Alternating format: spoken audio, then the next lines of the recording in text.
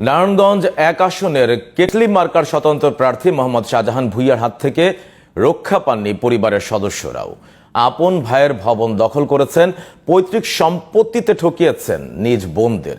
শুধু তাই নয়, এক চাচাতো ভাইয়ের জমিতে মার্কেট করে এখন পর্যন্ত বুঝিয়ে দেননি তার হিস্সা। শাহজাহান ভূঁইয়ার ভাগিনা মৃদুল হাসানের অভিযোগ, শাহজাহানের ছেলে সোহেল নানা প্রতারণায় জড়িত, আত্মসাৎ করেছে তাদের লাখ লাখ টাকা। আহমদ অনিকের বিশেষ রিপোর্ট, ক্যামেরায় ছিলেন আব্দুল লতিফ। মৃদুল হাসান নারায়ণগঞ্জ ১ আসনের কেটলি মার্কার স্বতন্ত্র প্রার্থী শাহজাহান ভূঁইয়ার আপন ভাগিনা। শাহজাহানের বোন রাবেয়া খাতুনের ছেলে তিনি। টেলিভিশনে শাহজাহান ভূঁইয়ার বিরুদ্ধে ভূমি সন্ত্রাসের সংবাদ দেখে যোগাযোগ করেন জিটিভির সাথে। বক্তব্য নিতে জিটিভি টিমও হাজির হয় তার বাড়িতে। মৃদুল হাসান জানান, শুধু এলাকার মানুষই নয়, শাহজাহান ভূঁইয়ার করাল গ্রাস থেকে রক্ষা পায়নি আপন ভাইবোন ও আত্মীয় স্বজনের সম্পত্তিও। উপজেলা চেয়ারম্যান মূলত আমার মামা, যে জায়গাগুলো দিচ্ছে সবচেয়ে নিচটা জায়গাগুলো দিচ্ছে। মুরাপাড়া বাজারে জায়গা ছিল, ওদিকে দেয় নাই। উপজেলা বনারে ভালো ভালো জায়গা ছিল, ওদিকে দেয় নাই।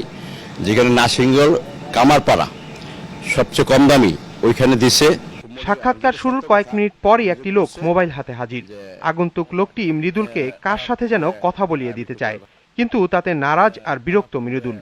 আমি একটু পরে কথা বলবো, আপনি একটু বেশি কথা জান। এক পর্যায়ে কথা বলতে বাধ্য হন তিনি। বিগত 10টা বছর আমার অনেক ক্ষতি করছে জালেমে।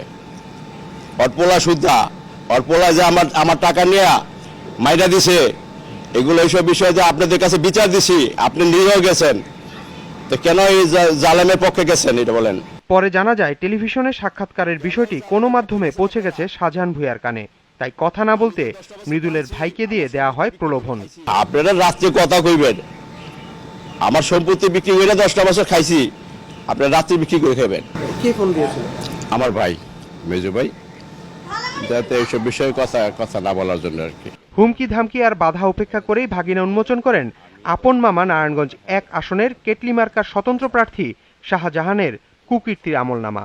গোরানের বাড়িটাও আমার ছোট মামার মারা গেছে। মারা যাওয়ার পরে ওই বাড়িটাও আমার ছোট মামির হক ঠিক মতো বুঝাই দেয়নি। তারা বাড়ি ভাড়াটাও আমি খবর পাইছি ঠিক মতন দেয় নেই, আজও পর্যন্ত না। মুরাপাড়া বাজারের মার্কেটটাও অনেক ওয়ারিশ আছে, ওয়ারিশা বিচার দিচ্ছে। কিছুদিন আগে আমার এক মামা, মজিবুর মামা, উনিও কইতেছে যে আমাদের নিজ হক কোনো বুঝাই দেয়নি। কেবল শাহজাহান নয়, তার ছেলে সোহেলের বিরুদ্ধেও রয়েছে নানা অভিযোগ।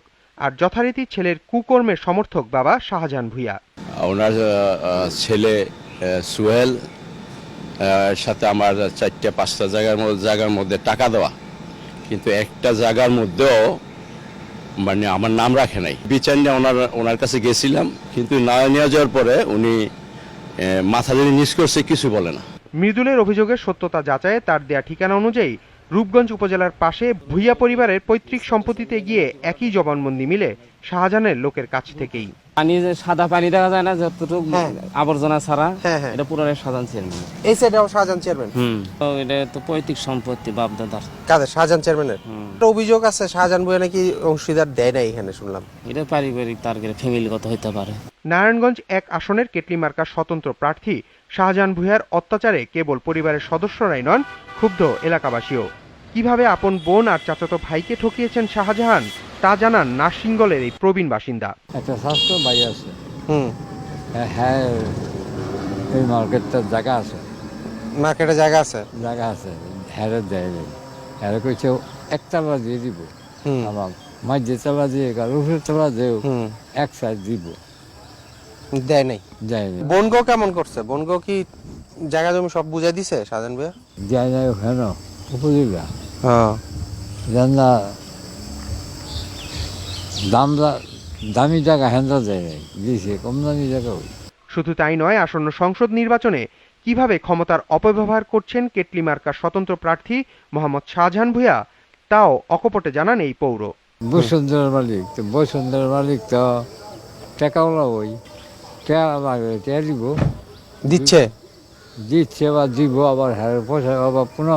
বসুন্ধরা কেন শাহজাহান ভূঁইয়ারা সাপোর্ট দিতেছে? যা মনে করেন বসুন্ধরা কেড়ে দেয়, সম্পর্ক আছে কোনো। বসুন্ধরার মালিকে তারা ভোট দিত না, ভোট তো দিব জনগণের সাপোর্ট করলেই পাস করতে পারবে। আহমদ অনিক, জিটিভি নিউজ, নারায়ণগঞ্জ।